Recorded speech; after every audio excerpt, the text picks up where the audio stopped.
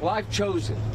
I am here to testify at a public hearing today to answer any of the committee's legitimate questions. Republicans do not want an open process where Americans can see their tactics. And that was Hunter Biden speaking outside the Senate building last month. You remember he was supposed to appear before the House for a closed-door testimony, but he defied that congressional subpoena and instead showed up there. And he said that he would only testify publicly before getting in his car and driving away. The House Judiciary and Oversight Committee holding a markup of a resolution to hold Hunter Biden in contempt of Congress. That's happening today at 10 a.m. Eastern. Republicans released a report this week charging the first son with violating federal law when he defied the congressional subpoena.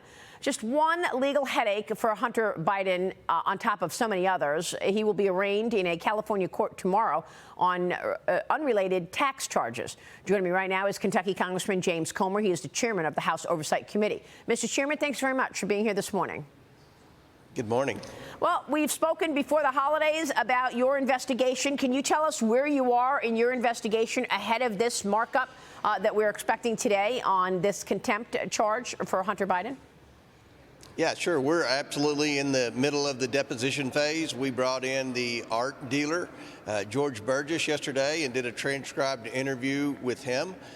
We learned a lot of interesting information yesterday. First of all, we learned that, surprising to no one, that the overwhelming majority of the art that Hunter Biden sold went to Democrat donors. We also learned that when Jen Psaki said from the White House press briefing that the White House had worked to ensure a strict ethics policy with respect to the sale of Hunter Biden artwork.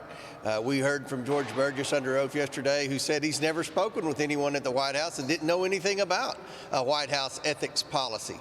Again, more evidence that this administration and the Biden family and the president himself has not been truthful with the American people about the schemes the Biden family's in. So we're going to bring in more people for depositions, and obviously today's a big day. We're going to hold Hunter Biden in contempt of Congress. He defied two lawful subpoenas, one from oversight, one from judiciary. That's not going to stand. We have hundreds of substantive questions that we need to ask Hunter Biden. With any investigation, you bring the witness in to be deposed, and that's what we're going to do with the president's son. Yeah, I want to get back to that because you just mentioned the art dealer. And I want to ask you about follow-up on that because, of course, as you just said, the Hunter Biden art dealer testified before your committee yesterday, and George Burge told you and your colleagues that he never spoke with anybody at the White House about an agreement to keep Hunter's art buyers confidential. Biden officials are claiming that they did, in fact, have an agreement with the dealer to avoid ethics issues, they claim. The gallerist also told you that Hunter knew the identities of 70% of the people who bought his art, including Kevin Morris bought most of it. Hunter cut Morris a sweetheart deal by only charging him 40% of the art, which was valued at $875,000, he claims. The dealer admitted he has never done an art deal like this before, Mr. Chairman. But I guess my question is this considered money laundering to you as well? I mean, Hunter Biden selling art to people who we have no idea who those people are. Are you suggesting that maybe those people are just buying the art so that they could get more favors, curry more favors from the Biden family? Well, we know that at least one person had declined to purchase the art prior to Joe Biden becoming president. Then they purchased the art, and then that person was appointed to a very prestigious board.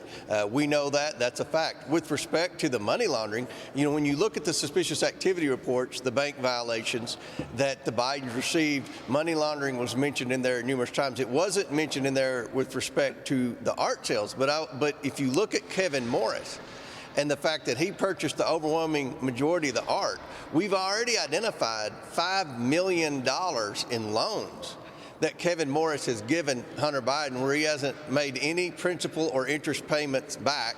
We have a lot of questions as to whether those were loans, gifts, or what kind of deal that was.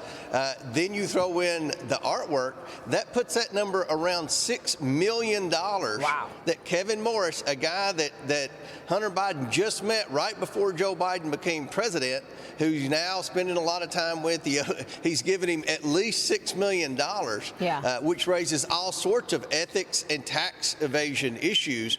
We're bringing Kevin Morris in for a deposition within the next 2 weeks. Yeah, and I know that you told me you had asked him to come in to speak with you, not by subpoena, but you had asked, and he said, oh, I'm on vacation from Thanksgiving to New Year's, and I can't make it. I'm out of the country. In fact, he was standing right there behind Hunter Biden when he was on the Senate side. Mr. Chairman, look, you've said throughout this whole thing, this is an investigation of Joe Biden. You've said this very much, many times, that you are investigating whether or not President Biden was involved in all of these decisions, including Hunter Biden's decision to defy the subpoena. Tell me about this. Is this another impeachable offense if, in fact, the president helped Hunter Biden defy your subpoena?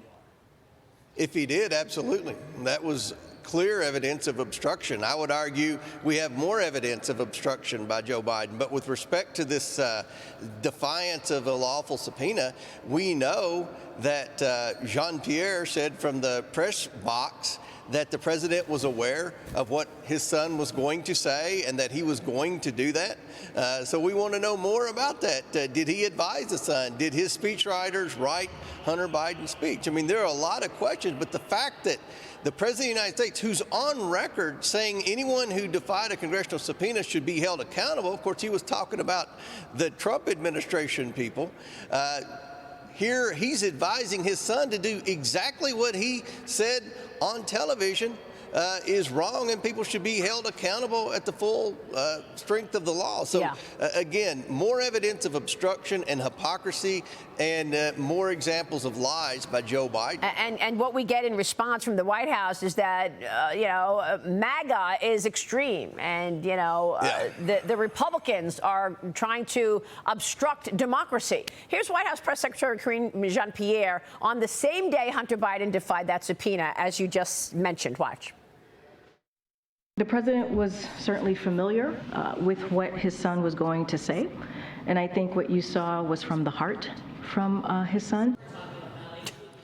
It was from the heart, Congressman. You have requested all communications between the White House and Hunter Biden. Have they complied with that request? Have you gotten anything?